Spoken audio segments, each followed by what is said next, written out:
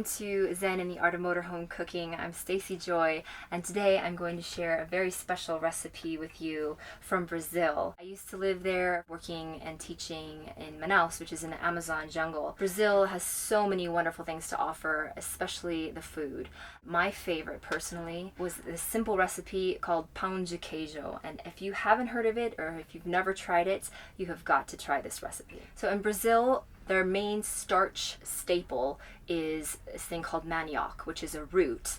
In South America and in Central America, they have this food, and I believe Brazilians have gotten the most creative with it. When it's ground down, it looks like this. It's a very white, fine, starchy powder. You can get it in the stores. It's called tapioca flour. Being that this is Zen and the Art of Motorhome Cooking, this recipe only uses about 6 ingredients. We've got butter, tapioca flour, eggs, cheese, milk, and a bit of salt if your cheese isn't so salty. The main ingredient is the tapioca flour. For this recipe, I'm going to use 4 cups of tapioca flour because I know how fast this gets eaten up in my family.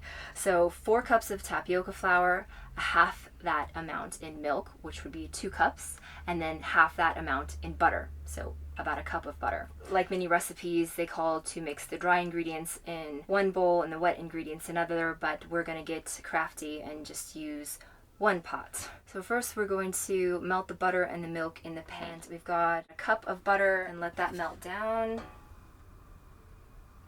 until it's pretty much all melted, and then you're going to put your 2 cups of milk in there. I believe this may be the secret to making good pão de queijo, because you want the milk to be pretty warm. If you do it with cold milk, the flour won't mix correctly, and you'll have a big mess when you try to go form the balls. Keep it on a low heat so you don't burn any of the dairy in there. So 2 cups of milk go in here.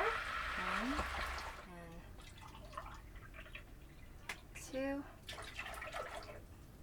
We're warming up the milk that's mixed in with the butter now, and you want to keep stirring so the milk doesn't get scalded on the bottom. Keep stirring and heating this mixture until it's hot, but you don't want to let it boil. One thing I forgot to mention, if you are gluten intolerant or have a gluten allergy, this is gluten-free. And for those of you who have any kind of a dairy allergy, you can make this recipe using either ghee or coconut oil, goat milk or almond milk, and you could use either goat's cheese or sheep's cheese. I've done all of those before and they work great. Keep stirring this. It's almost there. What this does is that it will just lightly start to cook the tapioca flour when we add it in, and that'll help hold the dough together more. Once this is just before the point of boiling, you are ready to add the tapioca flour. So I'm going to turn the heat off, and we're going to mix everything in this pot. Tapioca flour comes next. Start with a cup to begin with. This stuff is super fine, it gets everywhere, so prepare to have your kitchen be a little messy.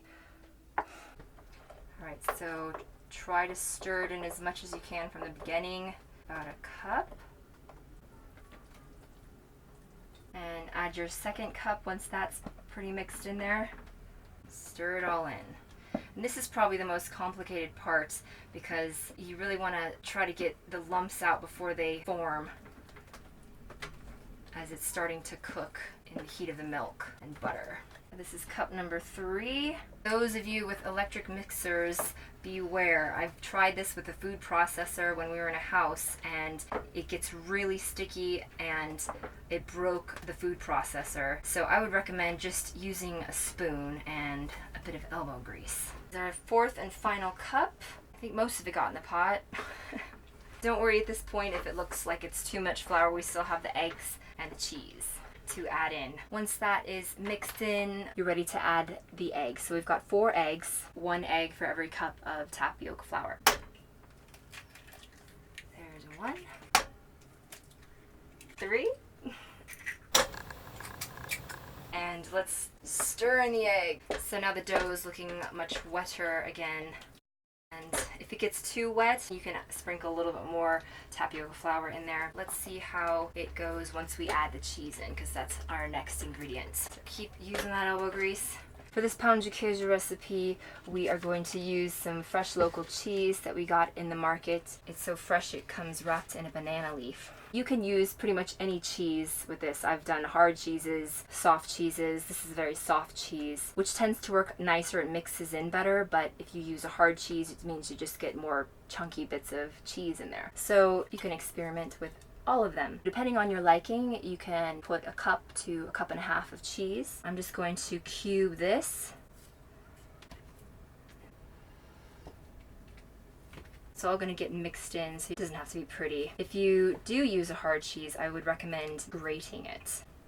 So that all goes into the pot, and we're being very generous with the cheese amount because we like cheese. I've got my Viking braids because I need to put some strength into this, tapping into my Norwegian heritage. So that's looking pretty good. I may just add a little bit more tapioca starch just to thicken it a little more because I added a lot of cheese and it's kind of wet as it's a soft cheese. It'll just help it stay together a bit better. Tablespoon or 2 or 3.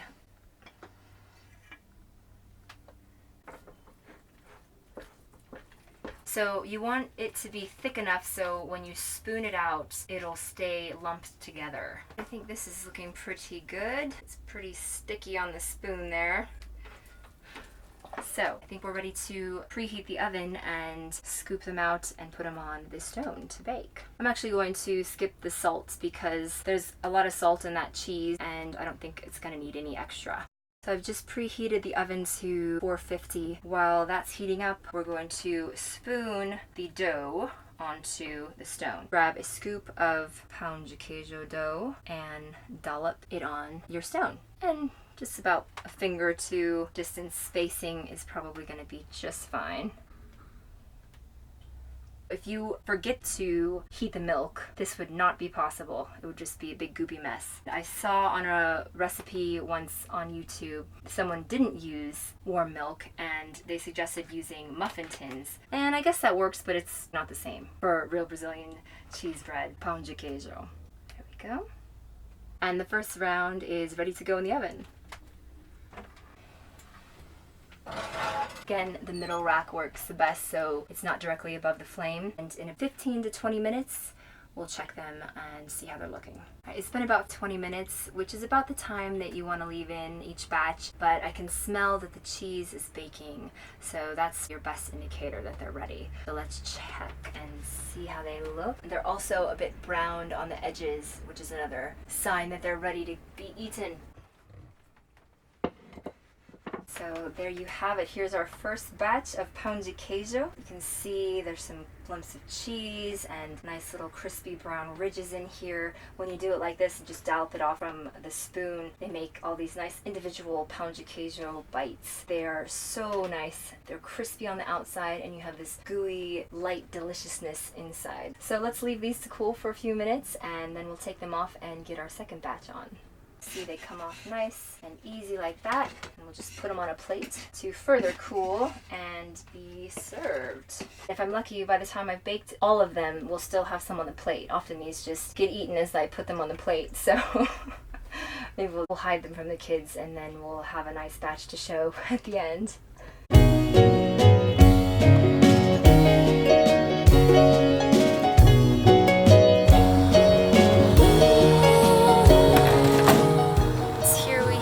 This is our pão de queijo. It's made about 60 cheese breads. These are fabulous with any meal, soup, salad, and simply on their own. Let's go try.